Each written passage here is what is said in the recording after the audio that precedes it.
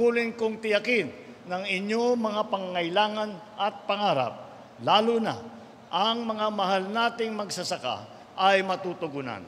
Kaya naman po, hangad ko na sa loob ng aking termino, lahat ng benepisyaryo ng reformang agraryo ay makakatanggap ng titulo ng kanilang sariling lupa. Ang lahat ng lupa at serbisyong matatanggap ninyo ngayon ay ang magiging pundasyon kung saan tayo nagtatayo ng isang mas maunlad na bagong Pilipinas.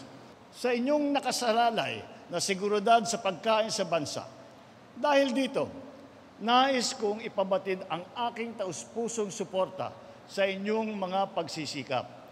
Kayo ang tunay na mga bayani sa ating lupang pinagyaman ng inyong pawis at pagmamahal. Gusto ho ng ating presidente, kapag naibigay ho sa inyo ang lupa, dapat ho tuloy-tuloy ang pagbigay ng support services sa inyo. Yan ho mga farm, machineries and equipment. Yan ho mga farm to market roads. Mapaganda ang mga daan sa ating mga lugar. Kaasa po kayo, this will not be the first and the last. Babalik na naman kami dito ng ating mahal na Pangulo. Marami pa hong titulo ang amin ipapabigay sa ating mga kababayan. Magtiwala lang tayo sa ating mahal na Panginoon. Ay ito, malaking tulong na ito. Kasi ito yung hinihintay ko noon pa na magkaroon ako ng lupa. So ito ngayon, mayroon na, ito po pag-aalagaan ko at akin po ito pagtataniman pa ng palay. Para sa isang magsasaka, marami pa yung bigas nga maaani natin dito sa Leyte, lalo na sa Leyte po.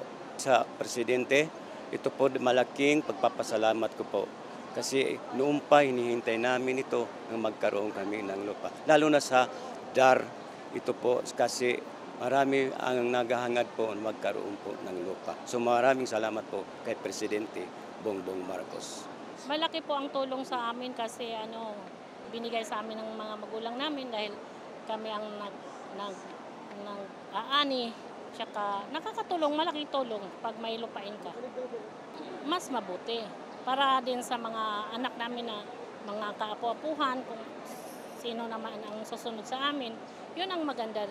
Yung iniwan sa amin ng lupain, pagyayamanin pa namin para marami pang makakabenepisyo sa susunod na henerasyon. Daghang pong salamat. Maraming salamat, BBM.